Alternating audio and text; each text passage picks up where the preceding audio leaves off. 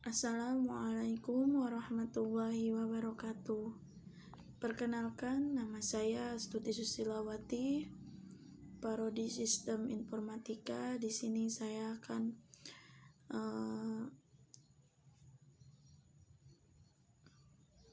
menerangkan tentang ejahan yang disempurnakan atau EYD.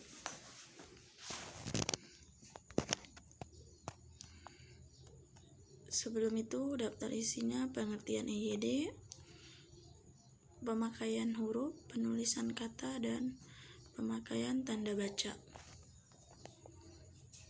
Apa itu EYD? Ejahan yang disempurnakan atau EYD. Pada kesempatan kali ini kita akan membahas pengertian ejahan yang disempurnakan. Sebelumnya membahas EYD, pasti sobat harus tahu terlebih dahulu apa itu ejahan. Ejahan adalah penggambaran bunyi bahasa atau kalimat dan sebagainya dengan kaidah tulisan atau huruf yang distandarkan, disesuaikan dan mempunyai makna. Ejahan merupakan kaidah yang harus dipatuhi oleh pemakaian bahasa demi ketergantungan dengan seragaman bentuk, terutama dalam bahasa nulis. Sedangkan ejahan yang disempurnakan adalah ejahan bahasa Indonesia yang berlaku dari tahun 1972 sampai 2015. Ejahan yang disempurnakan atau yang dimaksud dengan EYD ini menggantikan ejahan Swendi atau ejahan Republik. Selanjutnya, ejahan yang disempurnakan diganti oleh ejahan bahasa Indonesia atau EBI sejak tahun 2015. Berdasarkan dengan ejahan dan EYB, perbedaan ejahan yang disempurnakan dengan ejahan bahasa Indonesia adalah penggunaan huruf tebal dalam EYD, fungsi huruf tebal, dan 3 yaitu menulis judul buku, bab, dan semacamnya. Khususnya huruf serta penulisan lemah atau subliman dalam kamus. Dalam EBI, fungsi ketiga dihapus, menambahkan huruf vokal diftong pada EYD. Huruf diftong hanya 3 yaitu A, E, A, I, U, E, O. Sedangkan pada EBI, huruf diftong ditambahkan 1 yaitu E. Misalkan pada kata geyser dan surfer. Pemakaian huruf. Ejahan bahasa Indonesia yang disempurnakan EYD dikenal paling banyak menggunakan huruf abjad.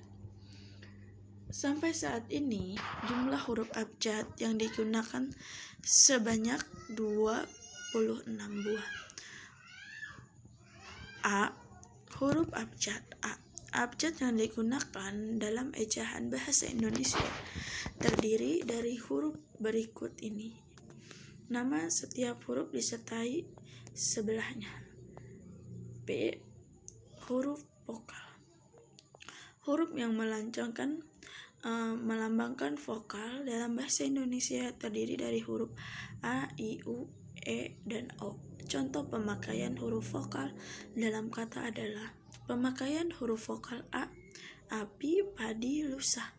Pemakaian huruf vokal I itu simpan, padi. Pemakaian huruf vokal U, ulang, tahun, itu. Pemakaian huruf vokal E, enak, petak, sore. Pemakaian huruf vokal O, oleh, kota, radio. C. Huruf konsonan. Huruf yang melambangkan konsonan dalam bahasa Indonesia adalah huruf yang selain huruf vokal yang terdiri dari huruf-huruf B, C, D, F, G, H, J, K, L, M, N,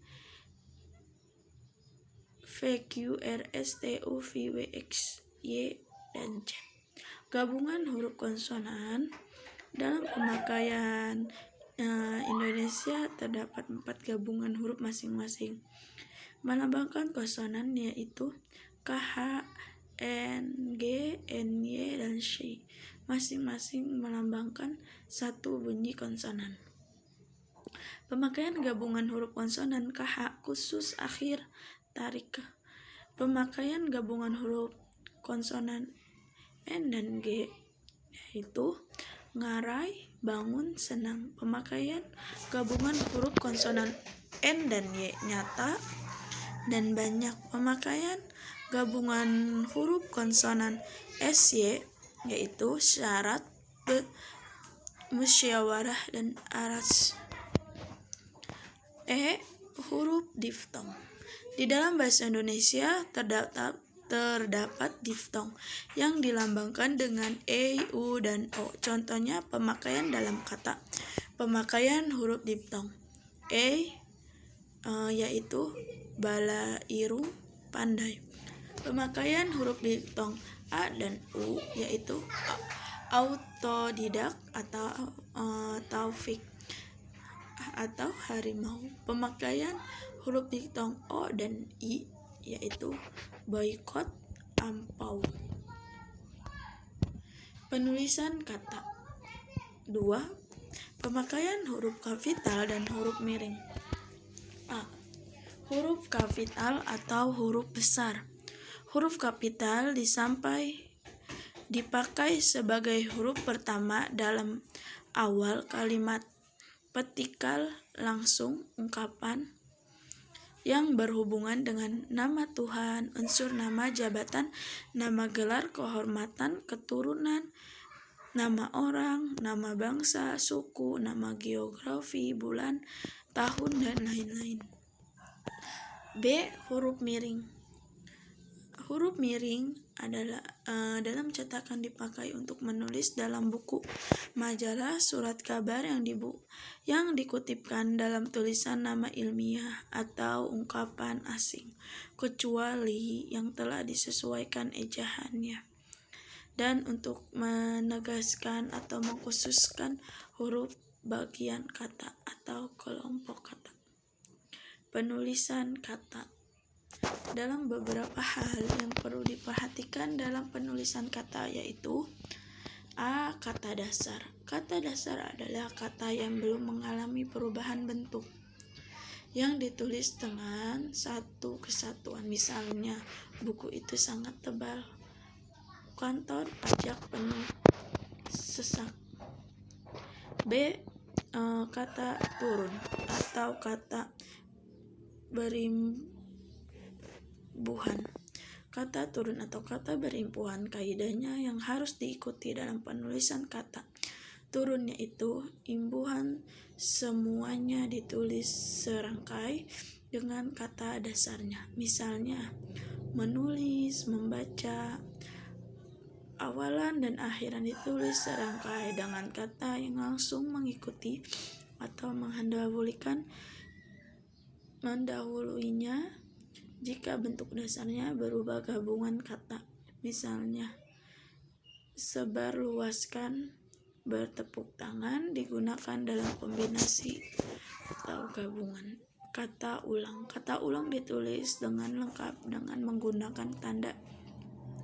Jenis-jenis kata ulang yaitu Dwi Furnawa, yaitu mengulangkan suku kata awal, misalnya laki, lelaki. Duilang, yaitu mengulang atau mengulangkan utuh atau secara keseluruhan, misalnya laki, laki, laki. Duiulang saring suara, yaitu mengulangkan variasi fonem, misalkan sayur, sayur, mayur. Mengulangkan keberimbungan, yaitu berhubungan yang mendapatkan imbuhan, misalnya main, bermain. Pemakaian tanda baca. Pemakaian tanda baca yaitu tanda koma. Kaidahnya menggunakan tanda koma digunakan antara unsur dalam suatu penciptaan atau pembilangan. Misalnya, anak kalian atau induk kalian, jika ada kalian itu mempedulikan induk kalimatnya.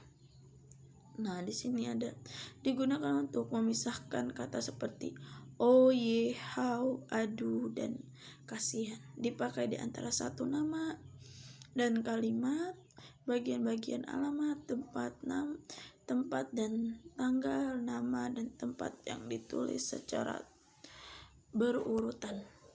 Dipakai. Nah, ini sama contoh-contoh